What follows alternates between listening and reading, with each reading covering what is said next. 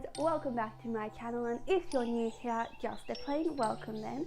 Today we're going to be talking about Slytherin House. Salazar Slytherin was born prior to 976, as were all of the founders, and he is either British or Irish. However, I'd like to think that he's Irish in order to complete the United Kingdom set.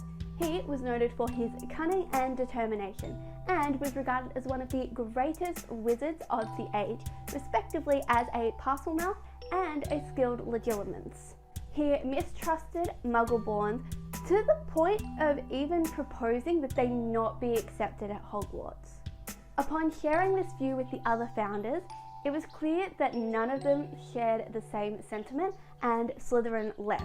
Left behind him was his Chamber of Secrets with the Basilisk, with the idea of it reopening in the future, ready to purge anyone that, in Slytherin's view, were unworthy to study magic. He created his own wand, made of snakewood with a basilisk's horn, and he taught it the unique ability to sleep when commanded in Parseltongue. Our emblem is the serpent, the wisest of creatures. Our house colours are emerald green and silver, and our common room lies behind a concealed entrance in the dungeons. As you'll see, its windows look out into the depths of Hogwarts Lake. We often see the giant squid swooshing by, and sometimes some more interesting creatures. We like to feel that our hangout has the feeling of a mysterious underwater shipwreck. Now, there are a few things you should know about Slytherin, and a few you should forget. Firstly, let's dispel a few myths. You might have heard rumours about Slytherin's house, that we're all into the dark arts and will only talk to you if your great-grandfather was a famous wizard and rubbish like that, but you don't want to believe everything you hear from the competing houses. I'm not denying that we've produced a few dark wizards, but so have the other houses. They just don't like admitting it. And yes, we have traditionally tended to take students who come from long lines of witches and wizards, but nowadays you'll find plenty of people in Slytherin House who have at least one Muggle parent. And here's a little known fact that the other three houses don't bring up much. Merlin was a Slytherin. Yes, Merlin, the most famous wizard of all. He learned all he knew from this very house. Do you want to follow in the footsteps of Merlin? Or would you rather sit at the old desk of that illustrious ex-Hufflepuff Eglantine Puffet, the inventor of the self-soaping dishcloth? But enough about what we aren't. Let's talk about what we are. The coolest and edgiest house in the school. We play to win because we care about the honour and tradition of Slytherin. We also get respect from our fellow students. Yeah, some of the respect might be tinged with fear because of our dark reputation, but you know what? It can be fun having a reputation for walking on the wild side. Chuck out a few hints that you've got access to a library full of curses, and then see whether anyone will be nicking your pencil case. But we're not bad people. We're like our emblem, the snake. Sleek, powerful, and frequently misunderstood. For instance, we Slytherins look after our own, which is more than you can say for Ravenclaws.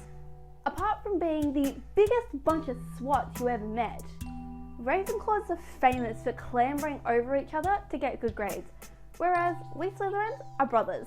The corridors of Hogwarts can throw up surprises for the unwary, and you'll be glad you've got the serpents on your side as you move about the school. As far as we're concerned, once you've become the snake, you're one of ours, one of the elite. Because you know what Salazar Slytherin looked for in his chosen students? The seeds of greatness. You've been chosen by this house because you have the potential to be great, in the true sense of the word.